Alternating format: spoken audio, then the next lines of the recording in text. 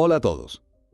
Bienvenidos a una nueva inmersión. Esta vez nos vamos a sumergir en el mundo de las emociones y su impacto en la salud. Un tema fascinante, sin duda. Sí que lo es. Vamos a partir del capítulo 6, las emociones y su repercusión en la salud, del libro Emociones, Salud y Bienestar. Un enfoque integral. Un libro muy completo que aborda las emociones desde una perspectiva holística. Exacto. Y en este capítulo en particular se explora cómo las emociones pueden influir tanto en nuestro bienestar físico como mental. Incluso a nivel celular, ¿verdad? Tal cual. Es realmente sorprendente cómo la alegría, la tristeza, la ira, en fin, todas esas emociones que experimentamos a diario pueden tener un impacto tan profundo en nuestra salud. Es un campo de estudio que ha ido ganando mucho terreno en los últimos años, especialmente con el auge de la psicología positiva. Ah, sí, la psicología positiva, un enfoque que se centra en las emociones positivas y sus beneficios, ¿no? Exactamente. Se trata de comprender cómo cultivar emociones como la alegría, la gratitud, el amor y la compasión puede contribuir a una vida más plena y saludable. Claro, porque tradicionalmente la psicología se ha enfocado más en el estudio de las emociones negativas como la ansiedad, la depresión, el miedo. Es cierto, pero la psicología positiva nos invita a cambiar el enfoque, a mirar también el lado luminoso de la experiencia humana. Y en cuanto a la relación entre las emociones positivas y la salud física, ¿qué nos dice la psicología positiva? ¿Hay ejemplos concretos que demuestren esa conexión? Por supuesto, hay muchísimas investigaciones que respaldan esa conexión. Uno de los ejemplos más fascinantes es el estudio realizado con monjas católicas en Estados Unidos. ¡Monjas!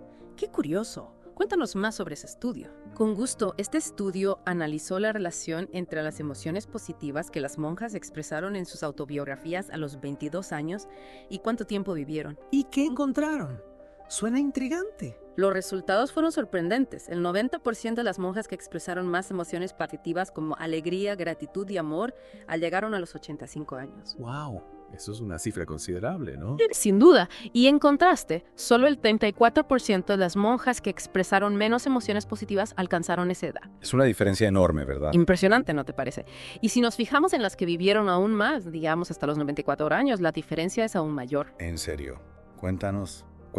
De las monjas que expresaron más emociones positivas, el 54% seguía con vida a los 94 años, mientras que solo el 11% del otro grupo llegó a esa edad. O sea que la actitud positiva puede influir en la longevidad, es así. Eso es lo que sugiere este estudio y hay otros estudios que también apuntan en esa dirección. Parece que las emociones positivas tienen un impacto real en nuestra salud y bienestar. Es realmente impactante cómo algo tan intangible como las emociones puede tener un efecto tan tangible en nuestra vida. Así es. Las emociones no son solo algo que sentimos en nuestra mente, sino que tienen una repercusión física, afectan a nuestro cuerpo, a nuestro sistema inmunológico, a nuestro cerebro. Y hablando del cerebro, en el estudio con las monjas, ¿se observó alguna otra relación entre las emociones positivas y la salud cerebral? Sí, además de la longevidad, el estudio también examinó la función cognitiva de las monjas. Interesante. ¿Y qué descubrieron? Pues se dieron cuenta de que las monjas que en sus escritos mostraban un vocabulario más rico y un pensamiento más complejo, tenían menos probabilidades de desarrollar demencia senil. Es increíble. ¿Y a qué se debe esa conexión? Es un área que aún requiere más investigación, pero se cree que un vocabulario rico y un pensamiento complejo son indicadores de una mayor reserva cognitiva. Reserva cognitiva.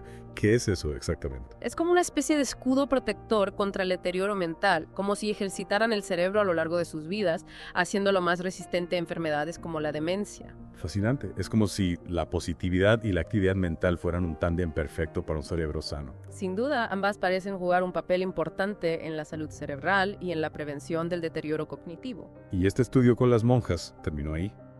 ¿O se siguió investigando? La investigación continuó incluso después de que las participantes fallecieron. Después de fallecer, ¿cómo es eso posible? Muchas de las monjas donaron sus cerebros a la ciencia, lo que permitió realizar un análisis post-mortem. Entiendo. ¿Y qué reveló ese análisis? Algo totalmente inesperado. Algunas monjas que en vida habían mostrado una buena salud mental tenían daños cerebrales severos. ¿En serio?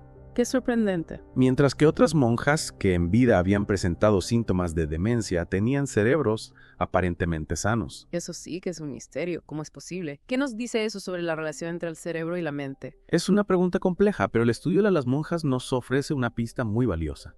¿Cuál sería esa pista? Que la senilidad y el envejecimiento mental no parecen ser inevitables. O sea, que hay esa esperanza para todos, incluso con el paso de los años. Exactamente. La forma en que vivimos, cómo pensamos, cómo nos relacionamos con el mundo.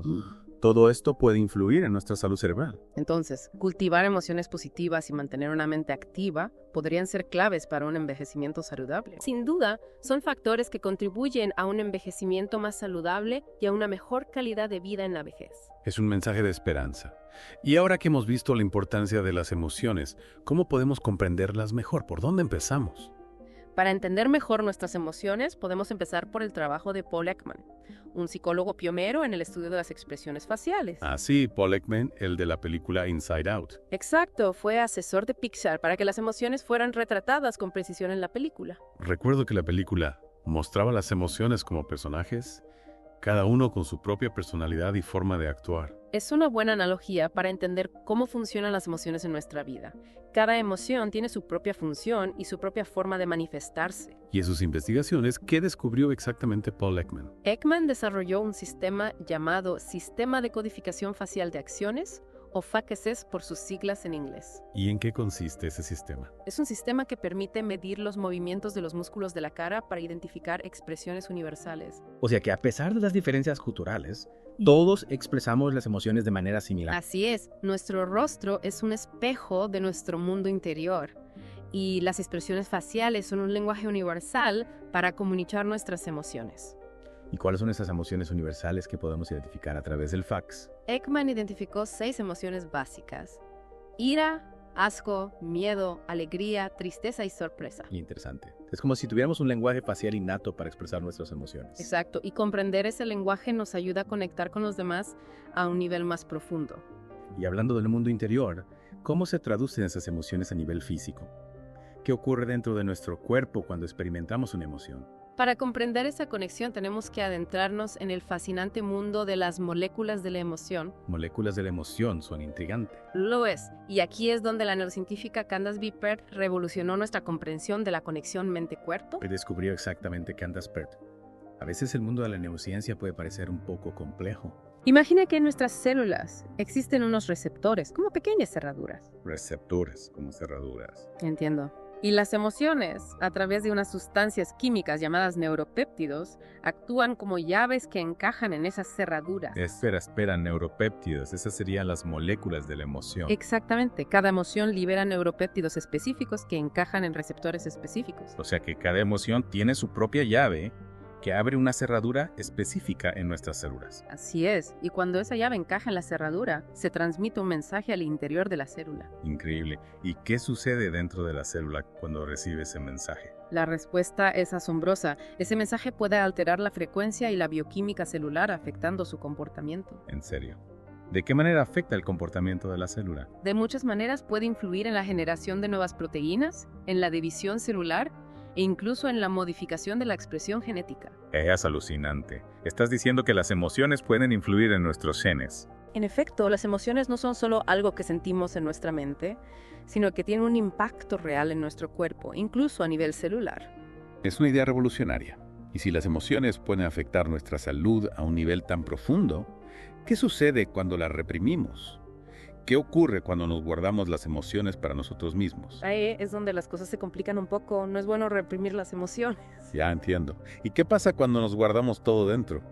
Bueno, hay un refrán español que dice: quien mucho traga, al final se ahoga. ¿Lo conoces? Sí, claro, es muy popular. Pues se aplica perfectamente a la represión emocional. Si no dejamos salir nuestras emociones, al final nos pueden ahogar. Es una imagen muy gráfica, Ujú. pero creo que ilustra bien el punto. Reprimir nuestras emociones puede tener consecuencias negativas para nuestra salud, ¿verdad? Exacto, y no solo para la salud mental, sino también para la salud física. ¿Podrías darnos un ejemplo concreto para que se entienda mejor? Imagina que alguien te hace un comentario hiriente sobre tu ropa. ¿Cómo reaccionarías? Depende del comentario y de quién lo haga, supongo. Claro, hay muchas formas de reaccionar. Puedes responder agresivamente, defenderte atacando al otro. Sí, a veces la ira nos puede llevar a reaccionar de forma impulsiva. También podrías reprimir tus emociones, hacer como si no te importara, tragarte el dolor. O incluso bloquear el evento, como si no hubiera pasado. Exacto, pero la forma más saludable de reaccionar sería asertivamente. Asertivamente. ¿Qué significa eso en este contexto? Significa expresar tu malestar de forma clara y respetuosa, sin atacar al otro, pero sin dejarte pisotear. Ya veo, defender tus límites sin agredir al otro. Exactamente, y eso requiere un cierto grado de autoconocimiento y de inteligencia emocional. Entiendo. Entonces, Reprimir las emociones puede generar un daño a nuestra salud, pero a veces no es fácil expresarlas, sobre todo en una sociedad que nos impulsa a controlarlas. Totalmente de acuerdo. Vivimos en una cultura que a veces considera la expresión emocional como un signo de debilidad. Sí, sobre todo para los hombres, ¿no? Exactamente. A los hombres se les suele enseñar a ser fuertes, a no mostrar sus emociones. Y eso puede tener consecuencias negativas, como decíamos antes. Sin duda, las emociones reprimidas pueden manifestarse de muchas maneras, a veces en forma de enfermedades físicas, otras veces en forma de problemas psicológicos. Freud decía, las emociones reprimidas nunca mueren. Están enterradas vivas y saldrán a la luz de la peor manera. Una frase muy potente y muy cierta: las emociones no desaparecen por arte de magia, si no las expresamos de forma saludable, encontrarán otra forma de salir. Y en las relaciones, ¿cómo pueden afectar las emociones reprimidas? En las relaciones, las emociones reprimidas pueden ser un verdadero campo minado. En serio, tan grave. Imagina una pareja donde uno de los miembros siempre se guarda sus sentimientos para evitar conflictos. Parece una receta para el desastre. Tarde o temprano la bomba explotará. Exacto, y la explosión puede ser devastadora para la relación. ¿Podrías contarnos algún caso real que ilustre este punto? Por supuesto, recuerdo el caso de Beatriz y Luis, una pareja que llegó a mi consulta hace unos años. ¿Qué les pasaba a Beatriz y Luis? Beatriz sufría de tristeza, apatía, falta de energía, se sentía completamente agotada. ¿Y Luis, cómo estaba él? Luis era impulsivo, exigente, se frustraba con facilidad. Parece que eran una pareja con muchos contrastes. Sí, y esos contrastes estaban creando un gran distanciamiento entre ellos. ¿Y qué descubriste al trabajar con ellos? ¿Cuál era la raíz del problema? Beatriz tendía a reprimir sus emociones para evitar conflictos. No quería disgustar a Luis. Y Luis era consciente de lo que estaba pasando. No del todo. Luis no se daba cuenta del impacto que su comportamiento tenía en Beatriz. Y claro, con el tiempo la situación fue empeorando, ¿no? Exacto. Tras el nacimiento de sus mellizos, la situación se volvió insostenible. Los mellizos, menudo cambio en sus vidas. Sí, un cambio enorme. Beatriz se sentía abrumada, sola, sin apoyo. Y Luis probablemente también se sentía abrumado, pero no sabía cómo conectar con Beatriz. Exacto. Luis no entendía por qué Beatriz estaba tan triste. La veía como una quejica, como una exagerada. Y esa falta de comprensión iba creando un abismo entre ellos. Así es, y ese abismo se iba llenando de resentimiento, de reproches, de dolor. Parece una situación bastante común, donde la falta de comunicación emocional crea un distanciamiento a la pareja. Por desgracia, es más común de lo que pensamos. Muchas parejas sufren en silencio sin saber cómo pedir ayuda. Y en el caso de Beatriz y Luis, ¿cómo les ayudaste? ¿Qué tipo de terapia utilizaste? Utilicé una terapia de pareja centrada en las emociones. ¿En qué consiste ese tipo de terapia? Se trata de ayudar a la pareja a identificar y expresar sus emociones de forma saludable, a comprender cómo sus patrones emocionales individuales están afectando la relación. Entiendo. Y en el caso de Beatriz y Luis, ¿funcionó la terapia? Sí, poco a poco Beatriz aprendió a expresar sus necesidades y límites, a decir no cuando era necesario. ¿Y Luis? ¿Cambió él también? Sí, Luis se dio cuenta de la importancia de ser más empático, de escuchar a Beatriz sin juzgarla. Es un buen ejemplo de cómo la terapia puede ayudar a las parejas a navegar por las complejidades de las emociones. Sin duda, la terapia puede ser una herramienta muy útil para mejorar la comunicación y la conexión emocional en la pareja. Y para prevenir que las emociones reprimidas se conviertan en un obstáculo insalvable. Exactamente, a veces necesitamos ayuda para aprender a hablar el lenguaje de las emociones. Y hablando de expresar emociones, ¿qué ocurre cuando no logramos hacerlo de forma saludable? ¿Qué consecuencias puede tener para nuestra salud? Cuando las emociones se reprimen, pueden manifestarse en forma de enfermedades físicas, lo que se conoce como enfermedades psicosomáticas. Enfermedades psicosomáticas, ¿podrías explicarnos un poco más sobre este tipo de enfermedades? Claro, una enfermedad psicosomática es aquella que se origina en la mente, pero se manifiesta con síntomas en el cuerpo. Es como si el cuerpo nos hablara a través de dolores y malestares, ¿no? Exacto. Es como si el cuerpo fuera el portavoz de nuestras emociones no expresadas. Es fascinante cómo la mente y el cuerpo están tan interconectados. Sin duda, y a veces no somos conscientes de esa conexión hasta que nuestro cuerpo empieza a darnos señales de que algo no va bien. ¿Y qué tipo de señales nos puede dar el cuerpo cuando reprimimos nuestras emociones? Hay muchísimas señales. Algunas de las más comunes son migrañas, dolores de espalda, problemas gastrointestinales, vértigo, mareos, problemas de la piel. Es como si el cuerpo nos enviara señales de alerta, pidiéndonos a gritos que prestemos atención a nuestras emociones. Exactamente, nuestro cuerpo tiene una sabiduría innata y a menudo nos avisa cuando algo no funciona como debería. Dices que el cuerpo nos envía señales antes de que la enfermedad se desarrolle completamente. Sí, en muchos casos el cuerpo nos da pistas de que algo no va bien mucho antes de que la enfermedad se manifieste de forma grave. ¿Podrías darnos algún ejemplo concreto? Claro, recuerdo el caso de Emilio, un paciente que vino a mi consulta por su hija, quien sufría de bullying en el colegio.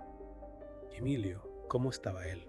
Emilio era un hombre reservado, se enorgullecía de no mostrar sus emociones, decía que era señal de debilidad. Un hombre de la vieja escuela, por así decirlo. Sí, algo así. Y durante la conversación, al hablar de su hija, noté que se emocionaba, pero rápidamente cambiaba de tema. Como si le diera vergüenza mostrar su vulnerabilidad. Exacto. Y le pregunté si se había emocionado y me respondió, no me gusta emocionarme ni sentir nada con intensidad. Eso es señal de debilidad, me imagino que diría. Los sentimentales no llegan lejos en la vida, añadió. Es una creencia que muchos comparten, pero que puede ser muy perjudicial para la salud. Totalmente de acuerdo. Reprimir las emociones no nos hace más fuertes, al contrario, nos debilita. Y el caso de Emilio, ¿cómo reaccionaste ante esa afirmación? Le expliqué que la sensibilidad y la emotividad no son lo mismo y que reprimir las emociones puede tener un impacto negativo en nuestra salud. Y Emilio lo entendió. Cambió su perspectiva. Afortunadamente sí, Emilio decidió empezar terapia y poco a poco fue abriendo su corazón. Es una historia esperanzadora que nos muestra que nunca es tarde para aprender a gestionar nuestras emociones. Así es, nunca es tarde para conectar con nuestro mundo interior y aprender a expresarnos de forma saludable. Y hablando de expresar emociones, hay una en particular que a menudo se considera un tabú: el llanto. El llanto, esa expresión tan natural y a la vez tan incomprendida. ¿Por qué crees que el llanto se ve como algo negativo en nuestra sociedad? Creo que tiene que ver con la idea de que mostrar emociones es señal de debilidad, sobre todo para los hombres. Los hombres no lloran, esa vieja creencia que tanto daño ha hecho. Exacto, pero reprimir el llanto no nos hace más fuertes, al contrario, nos impide liberar tensiones y procesar las emociones. ¿Y qué beneficios tiene el llanto para nuestra salud? El llanto es una respuesta natural y saludable ante el dolor, la tristeza, la frustración. Es como una forma de desahogarse, de dejar salir lo que nos duele. Exactamente, y además es una forma de catarsis emocional, el llanto también tiene beneficios físicos. En serio, ¿qué tipo de beneficios? Las lágrimas ayudan a liberar cortisol, hormona del estrés, y también contienen sustancias antibacterianas. O sea, que llorar no solo nos ayuda a sentirnos mejor emocionalmente, sino que también puede fortalecer nuestro sistema inmunológico. Así es, el llanto es una herramienta natural de sanación que a menudo infravaloramos. ¿Y en otras culturas, cómo se ve el llanto? ¿También se considera un tabú? En algunas culturas, el llanto se ve de forma más natural, no se asocia tanto con la debilidad. Por ejemplo, en Japón hay una terapia llamada Rui Katsu, que significa buscando lágrimas. Sí, en esa terapia se proyectan videos emotivos para ayudar a las personas a liberar tensiones a través del llanto. Qué interesante. Parece que estamos redescubriendo el poder terapéutico del llanto. Espero que sí. Es importante que normalicemos el llanto como una expresión emocional natural y saludable. Y volviendo a las enfermedades psicosomáticas, ¿qué otros ejemplos podemos encontrar? ¿Hay casos que te hayan impactado especialmente? Hay muchos casos impactantes. Recuerdo el caso de Tomás, un adolescente que llegó a mi consulta con problemas de visión. ¿Problemas de visión? ¿Qué le pasaba exactamente? Había perdido la vista de forma repentina y los médicos no encontraban una causa física. ¿Y qué descubriste al trabajar con Tomás? Tomás era un chico brillante, perfeccionista, se exigía mucho a sí mismo. Y esa autoexigencia le estaba pasando factura. Exactamente. Descubrimos que la pérdida de visión estaba relacionada con un alto nivel de estrés y ansiedad. Es decir, que su cuerpo estaba expresando a través de un síntoma físico lo que su mente no podía manejar. Así es. El cuerpo a veces nos habla a través de síntomas y es importante aprender a escuchar ese lenguaje. Y en el caso de Tomás, ¿cómo le ayudaste a recuperar la vista? Trabajamos con Tomás para que aprendiera a gestionar sus emociones de forma saludable, a relajarse, a soltar el control. Y poco a poco fue recuperando la vista, ¿verdad? Sí, la visión de Tomás fue mejorando a medida que iba aprendiendo a gestionar su estrés y su ansiedad. Es un caso que demuestra el poder de la mente sobre el cuerpo. Sin duda, la mente y el cuerpo están íntimamente conectados y lo que afecta a uno afecta al otro. Y hablando de enfermedades, ¿qué pasa con las enfermedades más graves, como el cáncer? ¿Existe alguna conexión entre las emociones y el cáncer? Esa es una pregunta compleja, y la ciencia aún está investigando la relación entre las emociones y el cáncer. Claro, es un tema delicado y complejo. Pero hay estudios que sugieren que el estrés crónico y las emociones negativas pueden debilitar el sistema inmunológico. Y un sistema inmunológico debilitado es más vulnerable a todo tipo de enfermedades, incluido el cáncer. Exactamente, el estrés crónico crea un ambiente propicio para el desarrollo de enfermedades. ¿Podrías hablarnos un poco más sobre esos estudios? ¿Qué han descubierto los científicos sobre esta conexión? Hay un estudio realizado por el epidemiólogo David Batty que analizó la relación entre la depresión, la ansiedad y el cáncer. ¿Y qué resultados obtuvieron? Los resultados mostraron que las personas con depresión y ansiedad tenían una mayor incidencia de cáncer de colon, páncreas y esófago. Es un dato importante, pero como bien dices, es un tema complejo. Hay muchos factores que influyen en el desarrollo del cáncer. Efectivamente, el cáncer es una enfermedad multifactorial y las emociones son solo una pieza del rompecabezas. Pero es importante tener en cuenta esa pieza, ¿verdad? Sin duda, comprender la conexión entre las emociones y el cáncer nos ofrece una perspectiva más amplia para abordar la enfermedad. Y nos permite tomar medidas para cuidar de nuestra salud integral, tanto física como emocional. Exactamente. Cuidar de nuestra salud emocional es tan importante como cuidar de nuestra salud física. Y hablando de cuidar nuestra salud emocional, ¿qué podemos hacer para gestionar el estrés y las emociones negativas? ¿Qué consejos prácticos nos puedes dar? Para empezar, es fundamental conocernos a nosotros mismos, prestar atención a nuestras emociones, identificar qué las desencadena. Es como si tuviéramos que convertirnos en exploradores de nuestro propio paisaje emocional. Exacto, explorar, observar y aprender a navegar por ese paisaje con compasión y sabiduría. Y una vez que conocemos nuestro paisaje emocional, ¿qué podemos hacer? Otro consejo importante es aprender a identificar y nombrar nuestras emociones. En lugar de decir, me siento mal, intentar precisar qué emoción estamos experimentando, ¿verdad? Así es tristeza, ira, miedo, frustración. Nombrar la emoción nos ayuda a comprenderla mejor. Y una vez que la hemos identificado, ¿qué hacemos? ¿Cómo la gestionamos? Podemos buscar formas saludables de expresarla. La asertividad es fundamental para comunicar nuestras necesidades y límites. Aprender a decir no cuando es necesario, a expresar nuestras opiniones sin miedo. Exacto. Defender nuestros derechos sin agredir a los demás. Encontrar un equilibrio entre expresar nuestras emociones y proteger nuestra paz interior. Ese es el objetivo. Encontrar un equilibrio que nos permita vivir con autenticidad sin hacernos daño a nosotros mismos ni a los demás. Y la actitud, ¿qué papel juega la actitud en nuestra salud? La actitud es un factor clave en nuestra salud y bienestar. Nuestra forma de pensar y de interpretar la realidad influye en nuestras emociones. Y como hemos visto, las emociones influyen en nuestra salud física. Exacto. Hay un estudio realizado por Friedman y Rosenman que demostró que las personas con un patrón de comportamiento tipo A. Tipo A.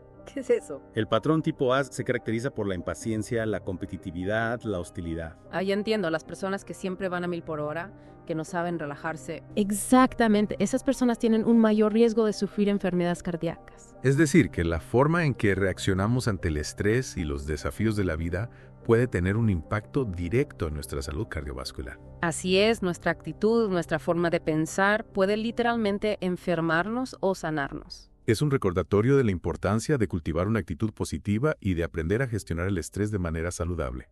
Sin duda, cuidar de nuestra salud mental es tan importante como cuidar de nuestra salud física. Y hablando de la conexión entre la mente y el cuerpo, hay un área de investigación que está arrojando luz sobre cómo nuestras experiencias y relaciones pueden influir en nuestra salud a nivel celular. El estudio de los telómeros. Los telómeros, esos pequeños guardianes de nuestro ADN. ¿Podría explicarnos un poco más sobre los telómeros? No soy muy experto en biología molecular. Claro, los telómeros son como los capuchones protectores en los extremos de nuestros cromosomas. ¿Y para qué sirven esos capuchones? Protege nuestros cromosomas del desgaste, pero a medida que envejecemos, los telómeros se acortan. Y eso es malo. ¿Qué pasa cuando los telómeros se acortan? El acortamiento de los telómeros está relacionado con el envejecimiento celular y el desarrollo de enfermedades. Exacto. La longitud de los telómeros puede ser un indicador de nuestra salud y longevidad. Es como si nuestro estilo de vida dejara una huella en nuestros telómeros. Así es, pero también se ha descubierto que hay factores que pueden proteger los telómeros, como el ejercicio físico, una dieta saludable, la meditación y las relaciones sociales positivas. O sea que nuestras experiencias y relaciones pueden influir en nuestra salud a nivel celular. Exactamente. Un estudio realizado por Elizabeth Blackburn, ganadora del Premio Nobel de Medicina, demostró que las madres de niños con enfermedades crónicas que se sentían solas y estresadas tenían telómeros más cortos mientras que las madres que tenían un fuerte apoyo social y se sentían conectadas con los demás tenían telómeros más largos. Es increíble, ¿no? O sea que no solo se trata de lo que comemos o cuánto ejercicio hacemos, sino también de cómo nos sentimos, de cómo nos relacionamos con los demás. Así es, la conexión humana, el apoyo social, el amor, la compasión, todo eso influye en nuestra salud a un nivel muy profundo. Es un mensaje realmente poderoso. Y hablando de los telómeros, hay algo que podamos hacer para protegerlos, para mantenerlos largos y saludables. Claro que sí. Aquí es donde entra en juego la telomerasa. La telomerasa, ¿qué es eso exactamente? Es una enzima que puede agregar secuencias de ADN a los telómeros compensando su acortamiento. Es como una especie de fuente de la juventud para nuestras células, ¿no? Se podría decir que sí, la telomerasa ayuda a mantener la longitud de los telómeros, lo que a su vez protege la integridad de nuestras células. Y lo mejor de todo es que podemos estimular la actividad de la telomerasa a través del estilo de vida, ¿verdad? Exacto. Se ha demostrado que el ejercicio físico regular, una dieta rica en antioxidantes, la práctica de técnicas de relajación como la meditación e incluso el simple hecho de tener relaciones sociales positivas pueden aumentar la actividad de la telomerasa. O sea que llevar una vida saludable, tanto física como emocionalmente, puede ayudarnos a proteger nuestros telómeros y retrasar el envejecimiento celular. Así es, y esto nos lleva de vuelta al tema central de nuestra inmersión, la importancia de cuidar nuestras emociones. No solo para sentirnos bien en el presente, sino también para proteger nuestra salud a largo plazo. Exactamente, cuidar de nuestra salud mental y emocional es una inversión en nuestro futuro. Y con esto, creo que hemos llegado al final de nuestra inmersión en el fascinante mundo de las emociones y su impacto en la salud. Ha sido un viaje realmente revelador, ¿verdad? Totalmente de acuerdo. Espero que nuestros oyentes hayan disfrutado de esta exploración y que les haya inspirado a prestar más atención a sus emociones y a su bienestar integral.